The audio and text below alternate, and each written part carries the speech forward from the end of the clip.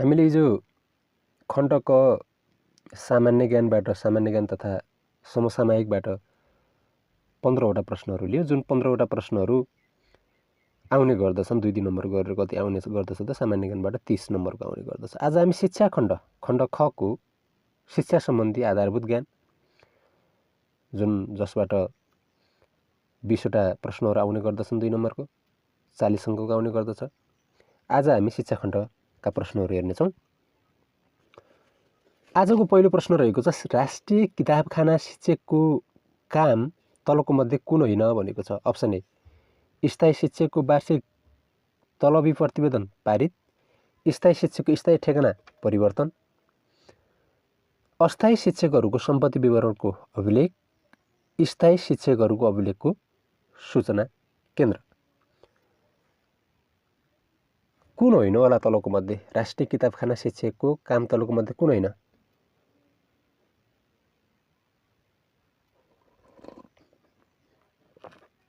अब राष्ट्रिय किताबखाना शिक्षकका काम कर्तव्य र अधिकारहरू के रहेछन् त? स्थायी शिक्षकहरूको सम्पत्ति विवरणको वार्षिक अभिलेख राख्ने पनि हो हैन। सम्बन्धित निकाय तथा शिक्षकलाई शिक्षकको अभिलेख अनुरूपका तथ्याङ्कहरू उपलब्ध गराउने हो। स्थायी शिक्षकको वैयक्तिक तथा नोकरी विवरण दर्ता गरी नियुक्ति, पदस्थापन, सरुवा, बढुवासँग सम्बन्धित विवरण हैन सिट रोल फाइलमा आवधिक गर्ने हो। स्थायी शिक्षकको सुरु नियुक्तिदेखि अवकाश हुँदासम्मको अभिलेख सुरक्षित व्यवस्थित रूपमा अद्यावधिक गर्ने काम राष्ट्रिय किताबखानाको हो। अब यहाँ कुन होइन भन्दा अस्थायी शिक्षकहरूको सम्पत्ति विवरणको अभिलेख भनेको छ, यो काम होइन हैन, उसले स्थायी शिक्षकहरूको गर्ने हो। यो हो त राष्ट्रिय किताबखानाको यो काम होइन।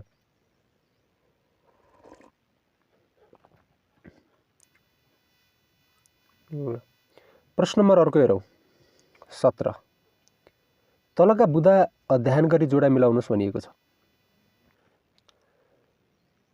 बुँदाहरू अध्ययन गर्ने, त्यो अनुसार जोडा मिलाउने। पुस्तकीय ज्ञानमा आधारित शिक्षा भनेको छ। यो पुस्तकीय ज्ञानमा आधारित शिक्षा के हो त? औपचारिक शिक्षा हो। के रहेछ? औपचारिक शिक्षा रहेछ। सक्षमता केन्द्रित शिक्षा भनेको छ। यो शिक्षाको व्यापक अर्थ हो। आवश्यकतामुखी शिक्षा, आवश्यकतामुखी शिक्षा यो अनौपचारिक शिक्षा हो। प्राकृतिक वातावरणबाट सिक्ने शिक्षा भनेको अनियमित शिक्षा हो।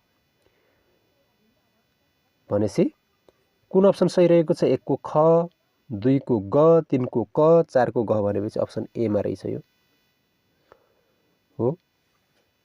अब औपचारिक शिक्षा भन्नाले पूर्व निर्धारित व्यवस्थापन अनुसार विद्यालय संरचनामा दिइने शिक्षा हो। जागिरे शिक्षा तथा रोजगार उन्मुख शिक्षा हो हैन। यो टी रेमन्डको पुस्तकीय ज्ञानमा आधारित शिक्षा हो। निर्धारित समय शिक्षक पाठ्यक्रम तथा पद्धतिबाट प्राप्त गरिने शिक्षा हो औपचारिक शिक्षा। ल, मनोविज्ञानको अर्थमा देखिएको परिवर्तनको उपयुक्त क्रम कुन हो भनिएको छ। आत्मा, मस्तिष्क, व्यवहार र चेतना, आत्मा, मस्तिष्क, चेतना र व्यवहार, आत्मा, चेतना, मस्तिष्क र व्यवहार, मस्तिष्क, आत्मा, व्यवहार र चेतना। मनोविज्ञानका चरणगत अर्थ हैन, पहिलो चरण, दोस्रो चरण, तेस्रो चरण कुन रहेछ? उपयुक्त क्रम भनेको छ, कुन क्रम सही छ? अब पहिलो चरण भनेकै मनोविज्ञानको एक आत्माको विज्ञानको रूपमा, पहिलो चरण भनेको मनोविज्ञान एक आत्माको विज्ञान हो है। दोस्रो चरण मस्तिष्कको विज्ञानको रूपमा हैन। तेस्रो चरण मनोवैज्ञानिक चेतनाको विज्ञानको रूपमा।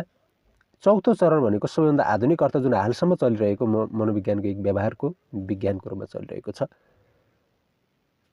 के चलिरहेको छ त? व्यवहारको विज्ञानको रूपमा चलिरहेको छ। त्यसैले पहिले आत्मा, मस्तिष्क, चेतना र व्यवहार, अहिले चाहिँ कुन चलिरहेको छ त? व्यवहार चलिरहेको छ, व्यवहारको विज्ञान। ल, मानव विकासका सन्दर्भमा यौवन अवस्थाका विशेषताहरू तलको मध्ये कुन होइन? यौवन अवस्था खप्टिएको अवस्था हो। यौवन अवस्था नकारात्मक अवस्था हो। यौवन अवस्था तीव्र परिवर्तन र वृद्धिको समय हो। यौवन अवस्था परिचय खोज्ने उमेर हो भनेको छ। यौवन अवस्थाका शारीरिक परिवर्तनहरू भनेको प्राथमिक तथा सहायक यौन विशेषताहरू देखिन्छन् हैन। शरीरको आकारमा परिवर्तन हुन्छ, विशेष गरी त उचाइ र तौल बढ्छ। चाँडै परिपक्व हुने बालबालिकाको हातखुट्टा तुलनात्मक रूपमा छोटो देखिन्छ। चाँडै परिपक्व हुने केटाकेटीहरूको हिप र ढिलो परिपक्व हुने केटाकेटीहरूको हिप तुलनात्मक रूपमा के हुन्छ त चाक्लो देखिन्छ। त्यसैले यौवन अवस्था परिचय खोज्ने उमेर रहेछ, कुन होइन त? परिचय खोज्ने उमेर होइन। मैले अहिले भनेका चरणहरू चाहिँ हुन्।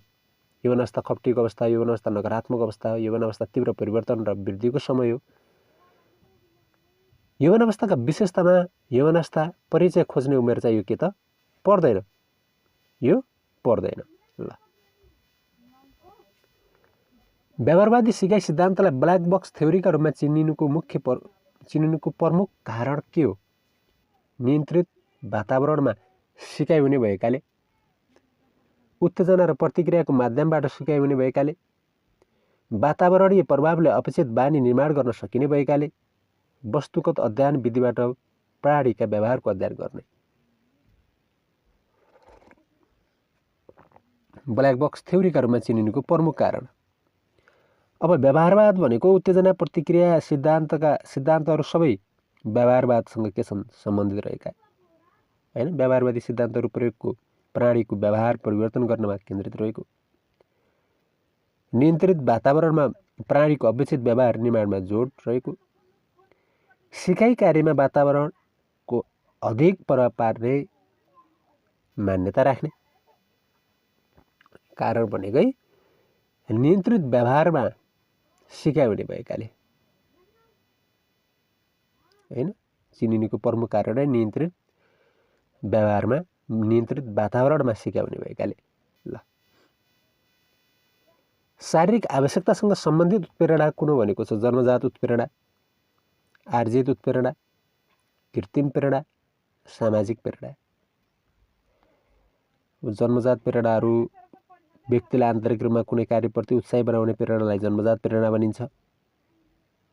के भनिँदो रहेछ त? जन्मजात उत्प्रेरणा हैन। जन्मजात उत्प्रेरणालाई आन्तरिक प्रेरणा तथा प्राकृतिक प्रेरणा पनि भनिन्छ। आन्तरिक तथा प्राकृतिक प्रेरणा पनि भनिन्छ हैन। व्यक्तिको जीवनभर रहने हुनाले जन्मजात प्रेरणा स्थायी र स्थिर प्रकृतिको हुन्छ। मुख्य प्रेरणा पनि भनिने जन्मजात उत्प्रेरणा शारीरिक आवश्यकतासँग के हुन्छ त सम्बन्धित हुन्छ। ल, डोनाल्ड जोहरले थप गरेको बहुवैधिकताको प्रकार तलको मध्ये कुन हो? आध्यात्मिक, प्रकृतिमुखी, दृश्यात्मक, चित्रात्मक भनेको छ है।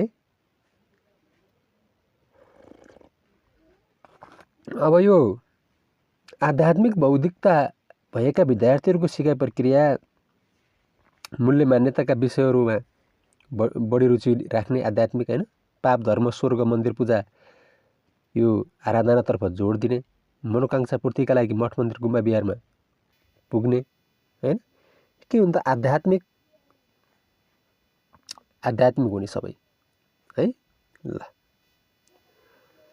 सिकारुको सामान्य योग्यताले ज्ञान वा सिप प्राप्त गरेपछि सिकारुको विशिष्ट योग्यताले विशिष्टीकरण गर्न सकेमा सिकाइ प्रभावकारी हुने मान्यता कुन सिद्धान्तले राख्दछ? दिमागी अनुशासनको सिद्धान्त, सामान्यकरणको सिद्धान्त, समान तत्त्वहरूको सिद्धान्त, सामान्य र विशेष योग्यताहरूको सिद्धान्त भनेको छ। यो सिकाइ हस्तान्तरणका सिद्धान्त र प्रतिपादक, सिकाइ हस्तान्तरणका सिद्धान्त र प्रतिपादक भनेका दिमागी अनुशासनको सिद्धान्त प्लेटो प्रतिपादक, समान तत्त्वहरूको सिद्धान्तको थर्नडाइक, सामान्यकरणको सिद्धान्तको चार्ल्स जुड हैन। सामान्य र विशेष योग्यताको सिद्धान्तका को हुन् त? चार्ल्स स्पियरम्यान हुन्। भनेपछि यो सामान्य र विशेष योग्यताको सिद्धान्त है। ल, स्मृतिका प्रक्रिया तथा चरणहरूको उपयुक्त क्रम कुन हो? प्राप्ति, सङ्केतीकरण, भण्डारण र पुनःप्राप्ति। प्राप्ति, सङ्केतीकरण, भण्डारण गर्नु र पुनः प्राप्त गर्नु। अप्सन एज नै हो, यो क्रम नै सही रहेको छ। ल राष्ट्रिय पाठ्यक्रम प्रारूप 2076 अनुसार सिकाइ सहजीकरण प्रक्रियाको केन्द्रबिन्दु कुन भनेको छ? विद्यार्थीको सिकाइ, सिकाइ वातावरण, शिक्षणीय विषयवस्तु, बाल मनोविज्ञान। यो 2076 अनुसार सिकाइ सहजीकरण प्रक्रिया यो विद्यार्थीको सिकाइ रहेको छ हैन। सबै प्रकारका सिकाइ आवश्यकता र चाहना भएका, अपाङ्गता भएका, अशक्त, असहाय, कमजोर आदि हैन विद्यार्थीलाई समेट्ने गरी कक्षामा समावेशी शिक्षा, समावेशी सिकाइ सहजीकरण प्रक्रिया बनाउनु पर्ने। यी प्रक्रिया रहेका छन् 2076 अनुसार राष्ट्रिय पाठ्यक्रम प्रारूप। यसमा धेरै कुराहरू छन्। ल त्यसमा लामो नजाउँ। राष्ट्रिय पाठ्यक्रम प्रारूप 2076 अनुसार विद्यालय तहको पाठ्य सामग्री र पठन पाठनको भाषाका सन्दर्भमा कुन भनाइ ठिक छ भनेको छ।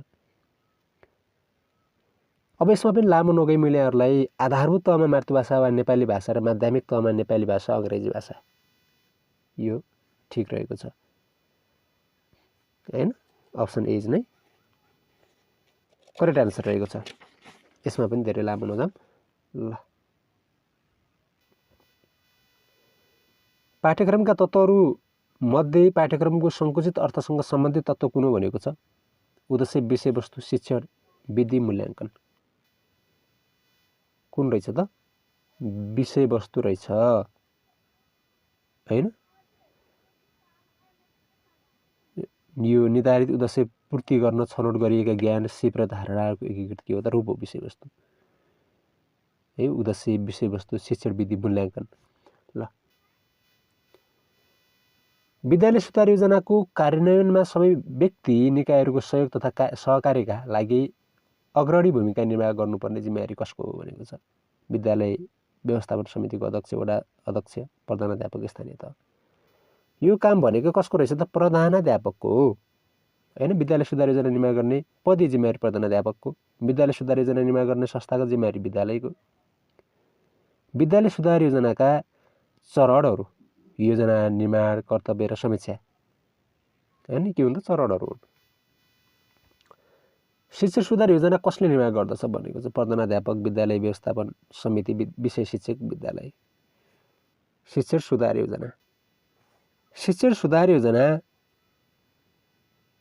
यो गर्ने भनेको कसले हो त? विषय शिक्षकले हो। वार्षिक कार्यतालिका, कार्यपत्र प्रधानाध्यापक, शिक्षकले सहयोग गर्न सक्ने भयो यसमा हैन। अब वार्षिक शैक्षणिक योजना, वार्षिक कार्य योजना विषय शिक्षक, एकाइ योजना विषय शिक्षक, दैनिक पाठ योजना विषय शिक्षक, दैनिक कार्यतालिका र समय तालिका प्रधानाध्यापक, यो शिक्षकले सहयोग गर्न सक्ने हुन्छ। ल विद्यार्थीको इतिहासका रूपमा पनि लिइने अभिलेख कुन भनेको छ? सञ्चित अभिलेख, घटनावृत्त अभिलेख, कार्यसञ्चिका अभिलेख र श्रेणी मापन भनेको छ। यसको सही उत्तर नै के हो त? सञ्चित अभिलेख हो हैन। के रहेछ त? सञ्चित अभिलेख।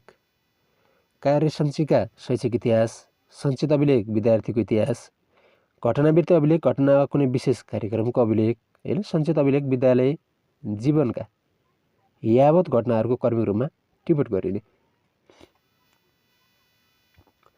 निर्माण गरिएको परीक्षणको साधनलाई कुनै समूहमाथि पटक पटक प्रयोग गर्दा उक्त साधनले हरेक पटक समान प्रकृतिको सूचना सङ्कलन गर्न सक्छ भने त्यस साधनमा हुने गुणलाई के भनिन्छ? विश्वसनीयता, वैधता, वस्तुनिष्ठता, व्यापकता। के भनिँदो रहेछ त? विश्वसनीयता भनिन्छ हैन। विश्वसनीयता प्रश्नले अङ्कनमा एकरूपता ल्याउँछ हैन। विभिन्न मापनहरूलाई देखा पर्ने एकरूपता नै विश्वसनीयता हो। विश्वसनीयता परीक्षण र पुनः परीक्षणबाट प्राप्त हुने नतिजाको के हो त? एकरूपता हो यो। ल बालबालिकालाई आफ्नो रुचि, इच्छा, आवश्यकता, चाहना, सिकाइको गति र क्षमता अनुसार रमाइलोसँग सिक्ने वातावरण भएको विद्यालय नै डर हो भनेको छ। समावेशी विद्यालय, बालमैत्री विद्यालय, विशेष विद्यालय, बाल मनोवैज्ञानिक विद्यालय। यो भनेको के हो त? बालमैत्री विद्यालय नै हो हैन। बालमैत्री विद्यालय नै हो। ल बालमित्री विद्यालय राष्ट्रिय प्रारूप 2067 अनुसार बालमित्री विद्यालयको कक्षा कोठामा प्रति विद्यार्थी अपेक्षित क्षेत्रफल कति हुनुपर्ने व्यवस्था गरिएको छ?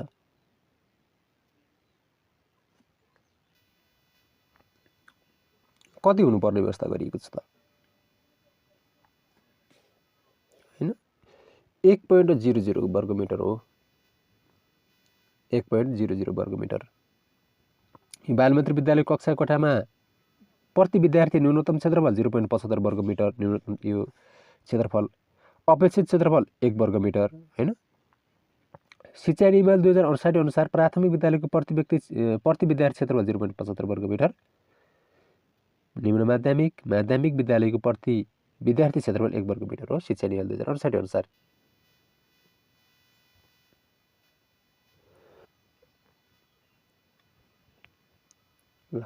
शिक्षक मेन्टरिङ यो कार्यान्वयन कार्यविधि 2080 अनुसार फिल्ड मेन्टरको छनौट कसले गर्दछ भनेको छ? नेपाल सरकार, शिक्षा तथा मानव स्रोत विकास केन्द्र, शिक्षा विकास निर्देशनालय, शिक्षा तालिम केन्द्र।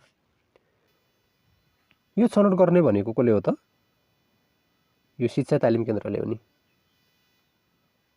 कसले गर्दछ? शिक्षा तालिम केन्द्रले गर्छ यो कुरा। ल शिक्षक पेशागत विकास प्रारूप 2080 कहिले स्वीकृत भएको भनिएको छ? यो निर्माण गरेको शिक्षा तथा मानव स्रोत विकास केन्द्रले हो। स्वीकृत गर्ने निकाय शैक्षिक जनशक्ति विकास परिषद। गुणस्तरीय शिक्षा मूलतः गुणस्तरीय शिक्षा सिकाइ भर पर्ने हैन। यो भएको भनेको स्वीकृत भएको 2080 7/12 मा। कहिले त? 2080 7/12 मा भएको स्वीकृत। यो 2072 ले प्रस्तुत गरेका शिक्षकका 8 वटा सक्षमताहरूलाई समावेश गरिने भनिएको छ त हैन। ल आज हामीले खण्ड ख शिक्षा सम्बन्धी 20 वटा प्रश्नहरू लिएका छौँ। यस सेटमा यहाँहरूले कतिवटा प्रश्नहरू मिलाउनु भयो सबैजना कमेन्ट गर्नु होला। भोलि हामी खण्ड ग सूचना तथा सञ्चार प्रविधि र खण्ड घ संविधान तथा शिक्षा सम्बन्धी नियमहरू हेर्नेछौँ, जसबाट 5 वटा प्रश्नहरू आउने गर्दछन् 10 अङ्कको। ल आज हामीले जम्मा कति त 40 अङ्कको सेट हेऱ्यौँ है।